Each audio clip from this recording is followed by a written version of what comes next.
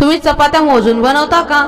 तर ही चूक लगेच थांबवा, नाहीतर श्री स्वामी समर्थ मित्रांनो, स्वागत आहे तुमचं स्वामी माझे गुरुमाऊली या चॅनलमध्ये। घरात जेवण बनवताना नेहमी 3-4 पोळ्या जास्तच बनवल्या पाहिजेत।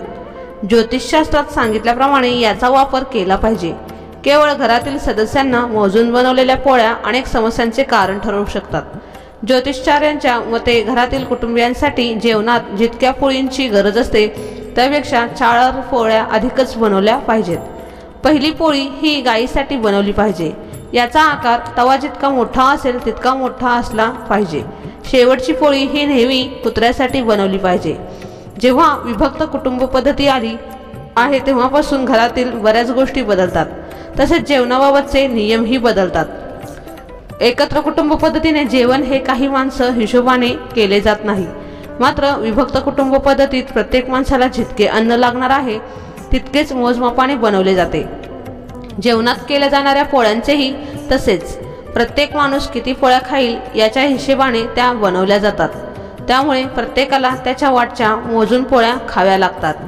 वाढता लठ्ठपणा, आजार पाहता कमी खाण्याची ही ट्रिक दिसायला तरी चांगली दिसते, मात्र यामुळे आपल्या जीवनावर परिणाम होऊ लागतात। यामुळे केवळ कुंडलीतील शुभ ग्रहावरच परिणाम होत नाही, तर घरात सुखशांती समृद्धी येत नाही, तसेच कुटुंबियांचे आरोग्यही धोक्यात येते।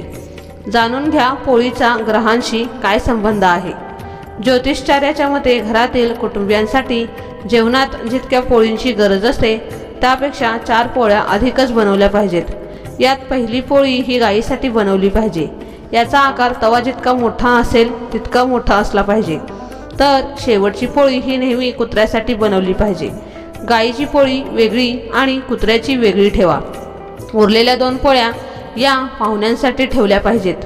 हिंदू धर्मात अतिथी देवो भव असे म्हटले जाते, त्यामुळे घरात अप्रत्यक्षरित्या येणाऱ्या पाहुण्यांसाठी या पोळ्या बनवल्या जातात। यामुळे घर कधीही रिकामे राहत नाही, तसेच अन्नपूर्णेची कृपा आपल्यावर राहते। शिळ्या पिठाची पोळी बनवते वादासाठी कारण।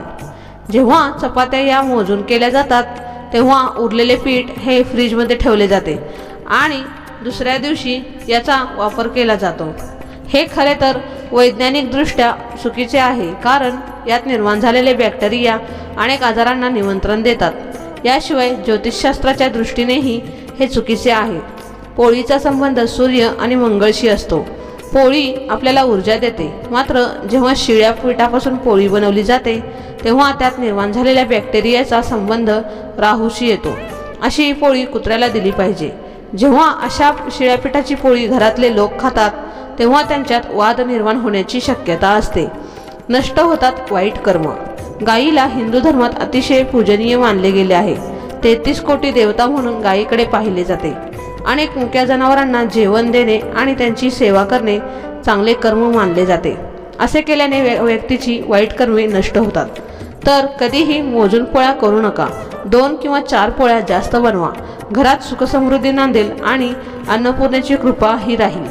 तर मित्रांनो आणि मैत्रिणींनो, आजचा हा व्हिडिओ तुम्हाला कसा वाटला ते मला नक्की कमेंटमध्ये सांगा आणि आपल्या कमेंट बॉक्समध्ये जय श्री माता लक्ष्मी लिहायला विसरू नका। असेच आपले नवीन व्हिडिओ पाहण्यासाठी आपल्या चॅनलला सबस्क्राईब करा, लाईक करा आणि शेअर करा। भेटूया असंच पुढच्या व्हिडिओमध्ये। तोपर्यंत धन्यवाद।